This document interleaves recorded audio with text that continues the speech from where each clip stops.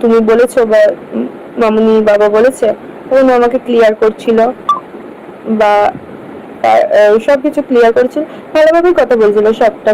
রাত্রির বেলাটা ভালোভাবেই কথা বলেছে। সকালে উঠে তো তারপর দেখলাম রেডি ফেডি হলো, ইয়ে ব্যাগ গোছালো।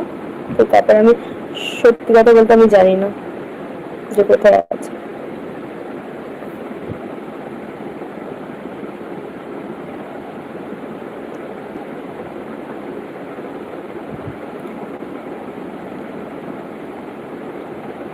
না গো মিতিন, পটাচ্ছিল না, আমি জানি না, কিন্তু কি বলতো, ও না আমার সাথে খারাপ ব্যবহার করে না, খুবই কম করে। মানে খুবই কম করে বলতে, যখন কারোর কাছ থেকে কোনো কথা শোনে তখন হয়তো বলে দু এক কথা, কিন্তু এটাও কখনো অস্বীকার করবো না, সেটা মামনির ক্ষেত্রে বলো, ওর ক্ষেত্রে বলো, আমাকে কোনো কিছু না দিয়ে কখনো নিজেরা খায় না। সেটা প্রীতমের ক্ষেত্রেও বলে। এমনকি আমি মাংস খেতে ভালোবাসি না, যেটা সত্যি, আমি সত্যি বলতে ভালো, মানে মুখের ওপর বলতে ভালোবাসি, যে সত্যি হলেও আমি মুখের ওপর বলি, মিথ্যে হলেও সেটা আমি মুখের ওপর বলতে ভালোবাসি। তো সেই হিসাবে কখনো এটা বলবো না যে আমাকে খাওয়ার মানে ইয়ে করে, যে ওরা খেয়ে নেয় আমাকে খেতে দেয় না, এটা আমি কখনোই বলবো না। তো সেই হিসাবে আমি জানি না গো।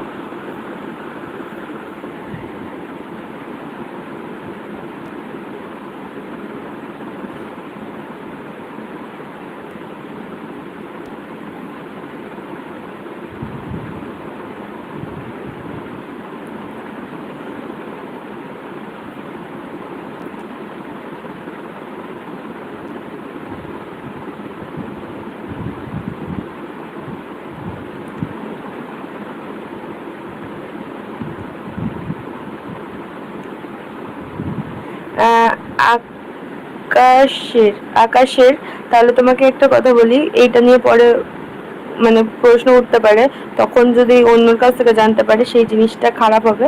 তার থেকে আমি মুখে নিজে যেহেতু বলেছি, তুমি বলছো আলুতে তালা বলেছিলে তুমি, তো আমি যখন বলেছি আমি কি বলেছি সেটা শুনে নাও।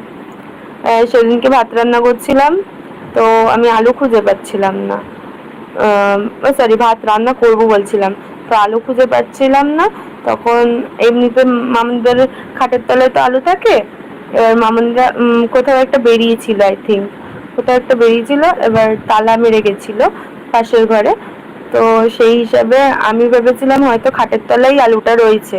তো সেই হিসাবে যখন আমি তো মানে আমি কি বলতো, আমি রেসিপি দেখে রান্না করি বা শুনে রান্না করি, সেই হিসাবে মাকে ফোন করেছিলাম, মাকে মিকিকে ফোন করেছিলাম, মাকে ফোন করেছিলাম। তখন বললো আলু সিদ্ধ দে, আমি বললাম আলু সিদ্ধ দেবো, দাঁড়াও আলু খুঁজছি। তো খুঁজে পাচ্ছিলাম না, তখন বললাম যে ওই ঘরে আছে আলু, আলু তালা মারা আছে ওই ঘরটা। তো আমি তখন দেখিনি যে ওই ঘরে রাখা ছিল না, তো সেই হিসাবেই কথাটা উঠেছে।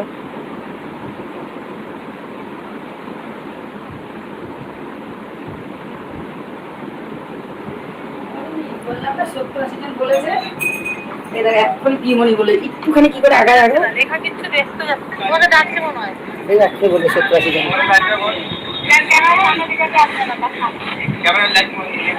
একটুখানি আগা দেখা যাচ্ছে না, রেখা কিচ্ছু 70-80 জনের, তাহলে আমি তোমাকে ব্যাপারটা বলছি।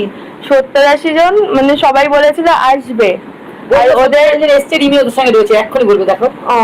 জানি না, তাহলে আমি বলছে কি বললো রিমি, তো বললো রিমি ওখানে অনেক লোক এসছে, 70-80 জন রয়েছে, ওদের সঙ্গে রয়েছে, আমরা এখানে একটা কাজ করছি, 70-80 জন ওখানে এসছে, আমি বললাম আমাকে একজন ফোন করেছিল, তাহলে জানি না গো। এখানে তো এমনকি মাও তো কমেন্ট করলো, সবাইকে জিজ্ঞেস করলো, আমার এই মাত্র কমেন্ট করলো মা।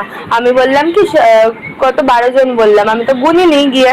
তখন মা বললো না মা 20 জন, তারপরে একটা কি নেই লিখেছিল, যারা প্রথম থেকে লাইভে আছো লিখেছিল কি লিখেনি শুরু বলে দাও। এখানে মাই মাত্র লিখেছিল যে আমি বললাম না যে আমার একজন ফোন করেছিল 70 জন, তারা এখনই বলবে।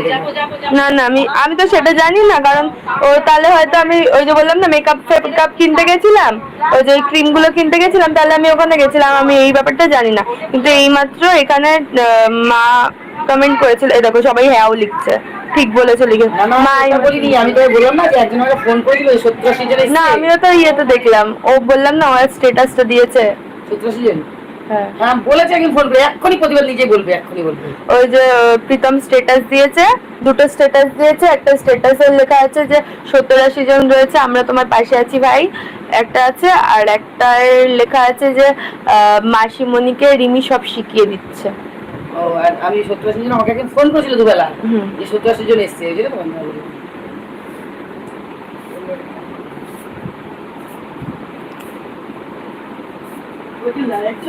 হুম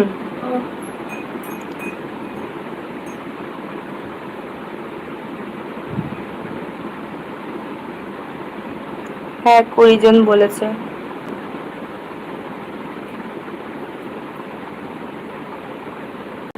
যাই হোক,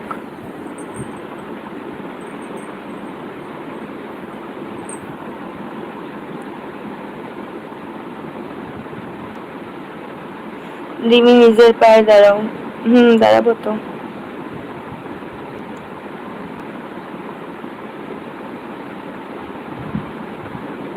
পিটিশন 100 জনের পড়েছে। অ্যাকচুয়ালি দীপি দিদি এটা কি বলতো, না বুঝে এখানে যারা কমেন্ট করছে যে 100 জন কোথায়, ওরা তাহলে সেই পিটিশনের কথা জানে না, সেই হিসাবে বলছে। ওরা ভাবছে মানুষ 20 জন এসছে তাই জন্য 100 জন কোথায়। পিটিশন যে কতজন জমা দিয়েছে সেটা তো ওরা জানে না। এবার সেই বিষয়ে আমি বলতেও চাই না। মানে সই সাবুত কতজন করেছে, সই সাবুত করা যেগুলো হয়েছে সেগুলো অনেকজন করেছে, আর এসছে তো 20 জন বললো যেটা। এবার আমি তো গুনিনি, সেই হিসাবে আমি গুনিনি। আমি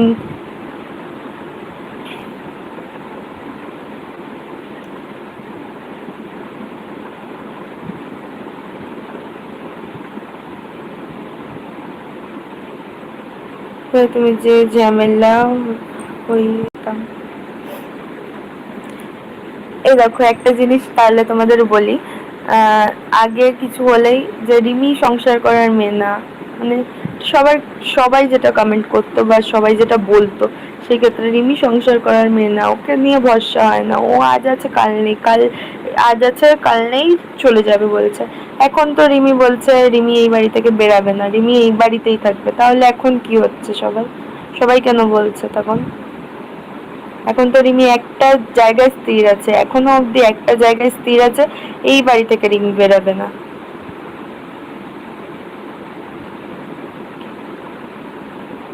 এই ধরিত্রী দিদি কি বললো কমেন্ট পর।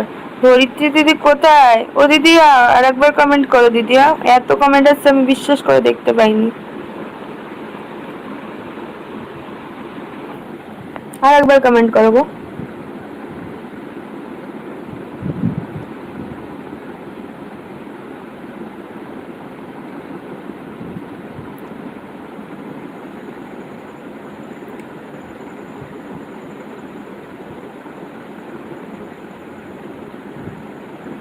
উর্মি সেটা দেখা যাবে, সেটা যদি হয় তাহলে তো ভালোই হবে, তোমার কথাই ভালো হবে, আমার ক্ষেত্রে ভালো হবে। সেটা যদি হয়, সেটা হবে না, কোনোদিনই হবে না।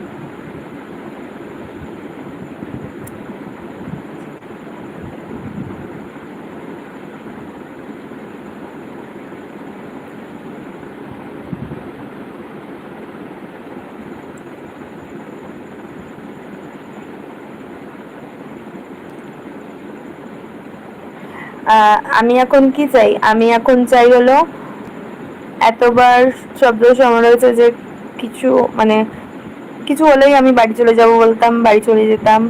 তারপর সংসার করার মেয়ে না, আমি সংসার করব না। আর তারপরে সবকিছু এভরিথিং।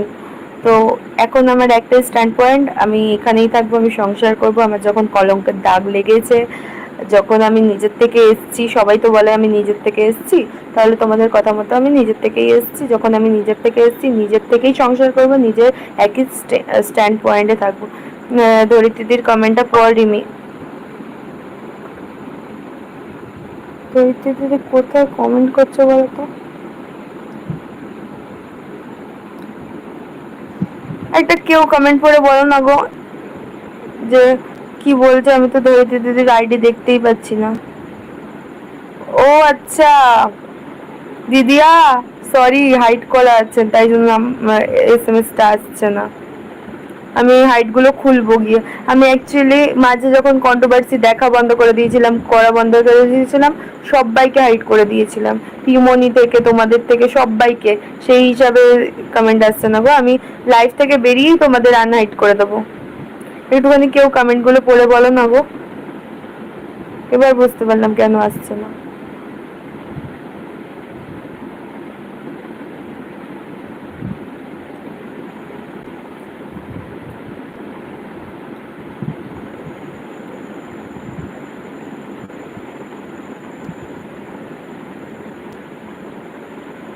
উনি বললো যে সব কিছু এখানে বলা উচিত না। আচ্ছা দিদি, আমি তো কিছু বলিনি, ওই যে এখানে সবাই কমেন্ট করলো সেই হিসাবে বললাম। আর এখানে আমি বলিনি, এই দীপি দিদি বললো যে ওই ব্যাপারটা। আমি দেখো, আমি আমি এক বলেছি আমি এই ব্যাপারে কিছু বলবো না। এই ব্যাপারে আমি লাইভ শুরু হওয়ার আগেই দিদি আমি বলে দিয়েছি যে এই ব্যাপারে তোমরা